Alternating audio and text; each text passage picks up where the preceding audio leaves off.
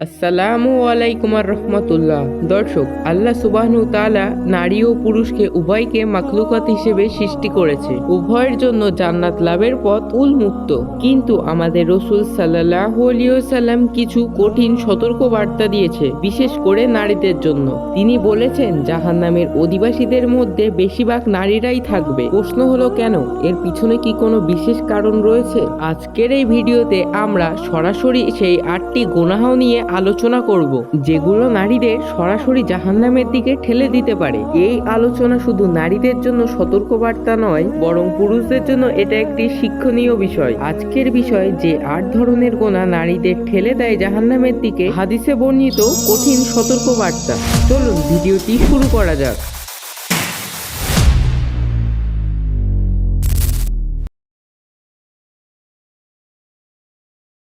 সহিহ বুখারী এবং মুসলিম আব্দুল্লাহ ইবনে হাব্বাস রাদিয়াল্লাহু তাআলা আনহু থেকে বর্ণিত একটি হাদিসে এসেছে, রাসূল সাল্লাল্লাহু আলাইহি ওয়াসাল্লাম ঈদের খুতবা দেওয়ার পর মহিলাদের উদ্দেশ্যে বলেন, হে সমাজ, তোমরা সদকা করো, কারণ আমি জাহান্নামের অধিবাসীদের বেশিরভাগ দেখেছি সব তোমরাই। মহিলারা জিজ্ঞাসা করলেন, এর কারণ কি হে রাসূলুল্লাহ? তিনি তাদের উদ্দেশ্যে বললেন, তোমরা বেশি পরিমাণে অভিশাপ দাও এবং স্বামীর নাশকরি করো। এই হাদিস থেকে আমরা বুঝতে পারি, কিছু নির্দিষ্ট পাপের কারণে নারীরা জাহান্নামের দিকে ধাবিত হয়। সেই হাদিস এবং অন্যান্য হাদিসের আলোকে 8টি প্রশ্নের বিষয় আমরা আলাদা করতে পারি। 1. স্বামীর নাশকরি করা। এটা হলো 1 নাম্বার। হাদিসে সরাসরি এটিকে জাহান্নামে যাওয়ার 1 নম্বর প্রধান কারণ বলা হয়েছে। স্বামী সারা জীবন স্ত্রীর জন্য যত ভালো কাজই করুক না কেন, সামান্য ত্রুটি বা অভাব দেখলে স্ত্রী যদি বলে ওঠে, আমি তোমার কাছে কোনোদিন কোনো ভালো কিছু পাইনি, তবে এটাই স্বামীর নাশকরি করা হয়। রাসূল সাল্লাল্লাহু আলাইহি ওয়াসাল্লাম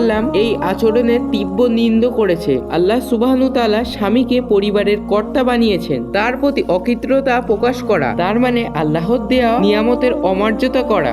নারী তার কৃতজ্ঞতা প্রকাশের মাধ্যমে জান্নাতে তার স্থান সুনির্দিষ্ট করতে পারে। পরামর্শ: ছোট ছোট ভালো কাজের জন্য স্বামীকে ধন্যবাদ দিন এবং স্বামীর প্রতি কৃতজ্ঞতা প্রকাশ করুন। 2. বেশি পরিমাণে অভিশাপ দেওয়া এবং লানত করা। হাদিসে দ্বিতীয় কারণ এসেছে, তা হলো বেশি পরিমাণে লানত করা বা অভিশাপ দেওয়া। রাগ, ক্ষোভ, সামান্য বিতর্কের সময় মুখ দিয়ে যখন তখন অন্যের উপর, এমনকি নিজের সন্তানের উপর বদদোয়া বা অভিশাপ দেওয়া, এটি একটি মারাত্মক গুনার ভিতরে পড়ে।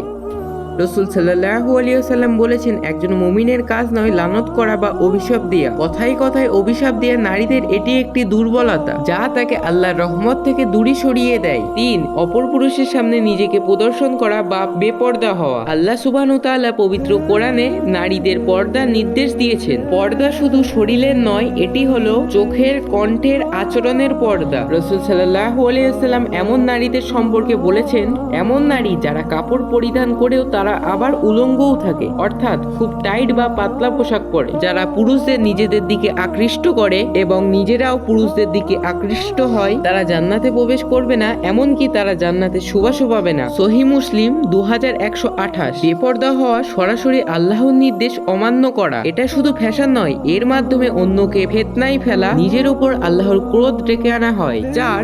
গীবত বা চকলখুরি। গীবত বা পরনিন্দা হলো কোনো ব্যক্তির অনুপস্থিতিতে তার পরনিন্দা করা, তার সম্পর্কে এমন কথা বলা যা সে পছন্দ করে না। আর চকলখুরি বা রটানো হলো একজনের কথা অন্যজনকে লাগিয়ে সম্পর্ক নষ্ট করা। নারীদের মধ্যে এই পাপের প্রবলতা বেশি দেখা যায়। আল্লাহ সুবহানাহু তাআলা কোরআনে গীবতকে মরা ভাইয়ের মাংস খাওয়ার মতো তুলনা করেছে। এই গুনাহ অন্যের সম্মান নষ্ট করে এবং সমাজে ফিতনা সৃষ্টি করে, যা জাহান্নামের পথ সুগম করে। ভিডিওটা কেমন লাগলো আপনাদের অবশ্যই কমেন্টে জানাবেন, আর লাইক করতে ভুলবেন না যেন। পার্ট 2 দেখতে চাইলে চ্যানেলটিকে সাবস্ক্রাইব করুন।